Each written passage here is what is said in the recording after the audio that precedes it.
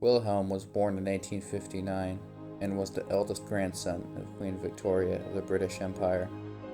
A traumatic birth left him with a permanently damaged left arm, something that would profoundly affect his psychology. Raised in a rigid Prussian court, Wilhelm developed insecurity masked by bravado, an obsession with authority, and a deep fear of appearing weak. In many photos and recordings, he is seen hiding his left arm, having deep shame for something he couldn't control. These traits would shape his public image, and later, how easily blame would attach to him. Wilhelm's father, Frederick III, ascended the throne in 1888, but was already dying of throat cancer. His reign later only lasted 99 days before dying. Frederick was a liberal, constitutional, and skeptical of military dominance. His death removed the last serious moderating influence on Wilhelm's rule before it ever truly began. Despite historical confusion, Germany was not an absolute monarchy. Power was fragmented among the Kaiser, the Chancellor, the Reichstag, and the General Staff, the Reichstag being a sort of parliament. Wilhelm could shape, tone, and lead personnel at times, but military planning was independent and mobilization timetables were rigid.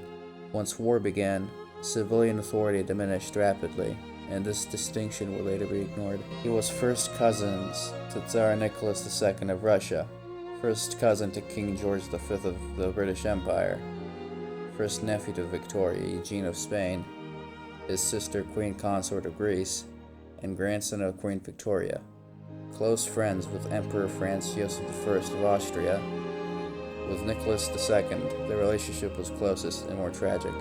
Wilhelm and Nicholas exchanged numerous letters before and during the July crisis of 1914. Wilhelm encouraged restraint, but also failed to restrain Austria-Hungary decisively and supported military escalation once mobilization began. Germany's declaration of war on Russia sealed Nicholas II's fate, because in 1917, German commanders sent the exiled Bolshevik revolutionary Vladimir Lenin back to Russia via train from Switzerland, where he was in exile. But what they had not anticipated was that Lenin would actually proclaim the Russian Soviet Republic and take the Tsar's family hostage.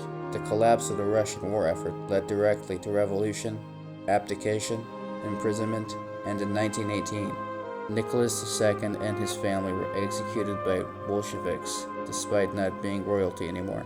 Wilhelm would later describe the event as one of the greatest personal tragedies of his life.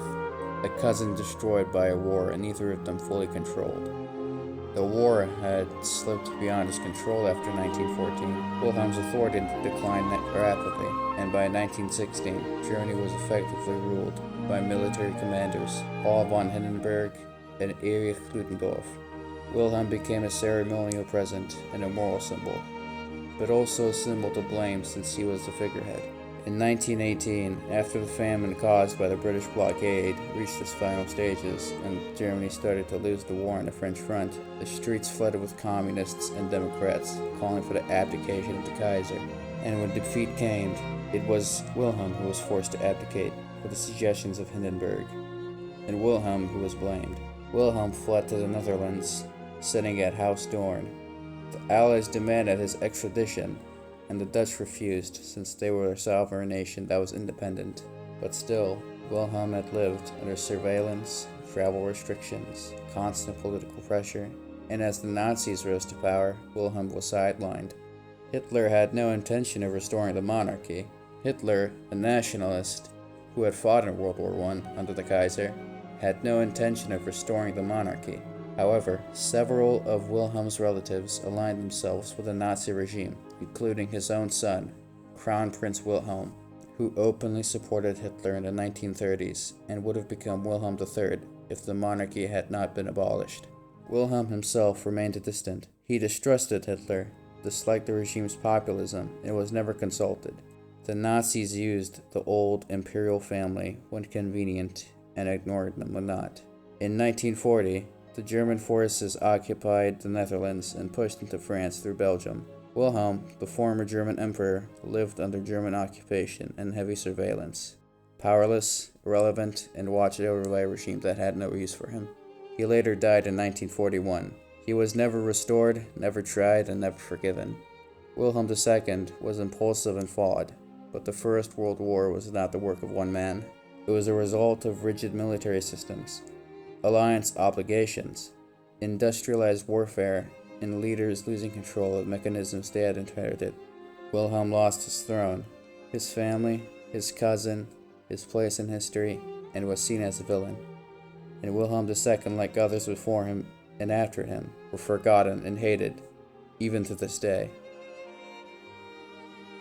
Thank you for watching.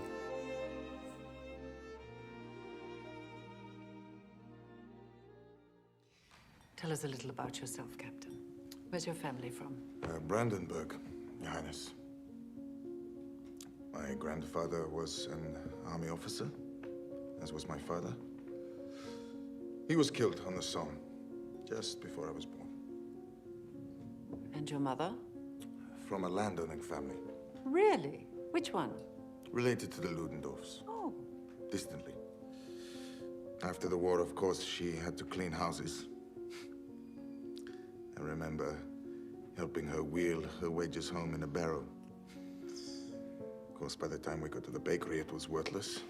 She died of tuberculosis when I was 12. Am I to blame for every misfortune on this earth? I gave my life to the fatherland, and this is my thanks? Nobody cares. My navy betrayed me. Nobody remembers my army fell apart. Ludendorff, Beckmann, Tirpitz, where were they? Where were they? Where were they? After all I've done for them, they stabbed me in the back. They lost me the war.